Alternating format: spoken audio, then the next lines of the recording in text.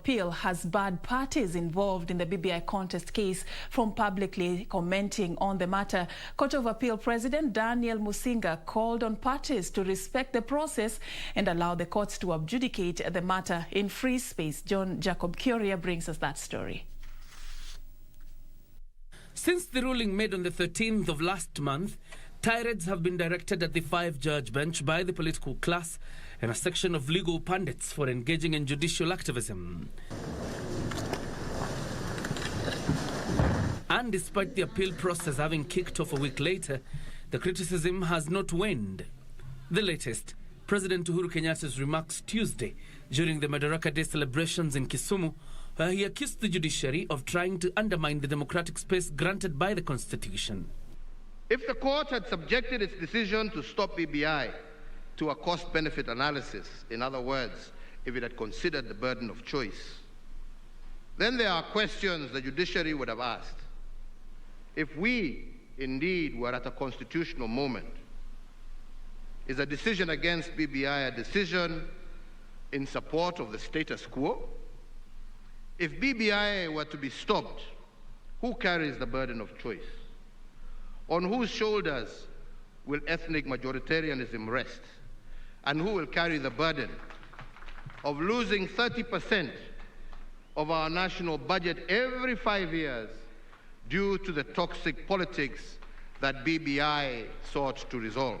My Lord and my Ladies, my name is Mugomi. And Wednesday, during a case management conference, lawyers representing some of the respondents raised the matter before the 3-judge bench involved in the conference. This prompted Court of Appeal President Daniel Musinga to warn the parties and their lawyers against prosecuting the BBI case in the media.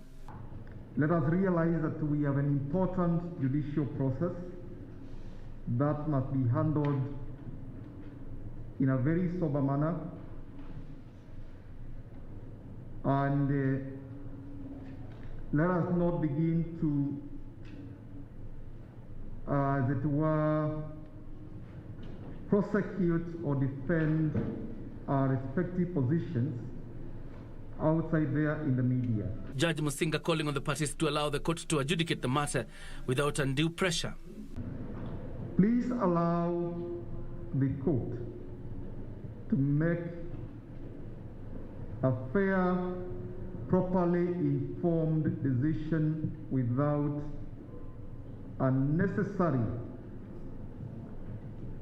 attacks, comments by all concerned.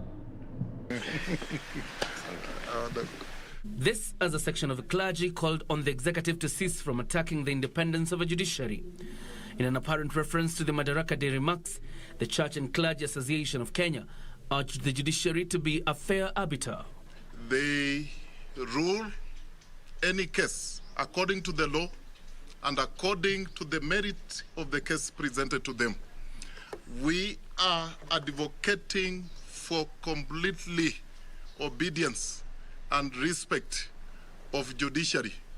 And we expect the new CJ will not let down Kenyans on that.